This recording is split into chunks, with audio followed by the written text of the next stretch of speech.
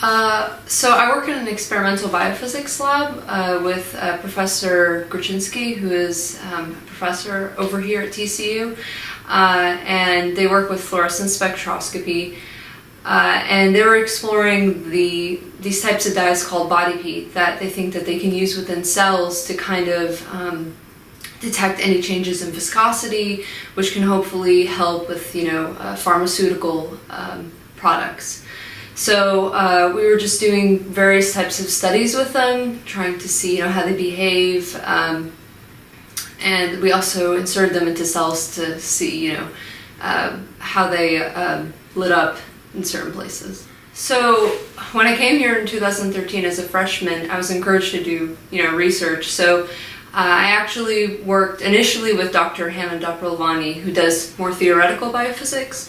And I really like theoretical, it's more programming, but then I was like, I kind of wanted to get my hands dirty, wanted to do more hands-on stuff. So Dr. Gruczynski was there and I just decided to join his lab, and, still got some biology in there and mainly physics. So I kind of like that fusion, so it was great. So I think they just want to continue developing the dye to make it more specific and I guess make it so that they can modify it for different uses and hopefully use it for cellular imaging and even human use, to help I guess specify how drugs are administered. It's really made me more interested in just fluorescence spectroscopy as a whole. So I'd really like to pursue that. Hopefully I'll continue doing more research with Dr. Gruczynski throughout my senior year, and maybe find a graduate program that incorporates that, but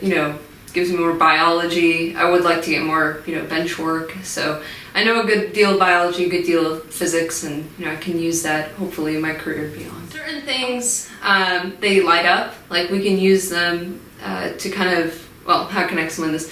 So certain species or certain chemicals, they inherently emit light, so we can use spectroscopy to kind of define their behavior, and that's kind of important, to kind of explain how dyes behave, like if we were to put them inside the body, for example. I really just enjoy working with the people. I really like the team. They've always been really supportive, and they explain a lot of things. So I'm continuously learning along the way, and I just really enjoyed also that I was learning something that could hopefully be used down the line to benefit people. It's always hard whenever something doesn't work, so getting over that, I don't want to say emotional trauma, but you get upset about that. So that was probably the hardest thing, when things go wrong, but you just try to get over it and then continue. So that's the fun part about research. Always get to keep on trying and doing better. No, not really. I mean, because with research, things aren't going to work out, all the time. Problems happen continuously, but it's like, you just go one at a time and just try to optimize it and make it as good as possible to kind of reach your end goal. Dr. Gruczynski has his lab in Sid Richardson, so I work over there, and and I think they also do some more cellular imaging at UNT Health Science Center. But I didn't really spend that much time there. I spent most of my time here at TCU. Sometimes it's really hard.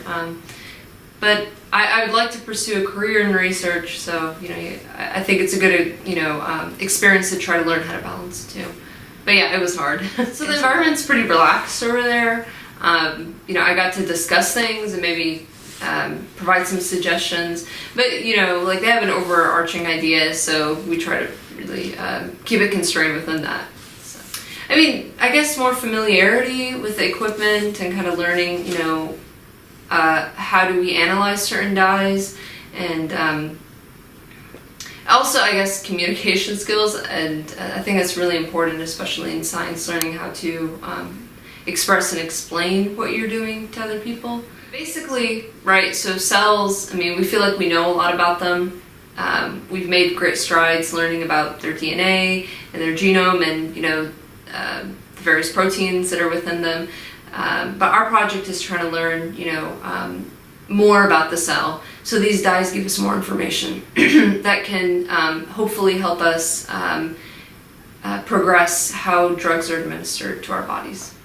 I would say that they should always keep their minds open, and they should always try to, communicate with their professors who they think they're doing some interesting work. And just always be upfront and show them that you're interested in what they're doing. And they're usually, most of the time, they're always going to have opportunities for people, to join their lab.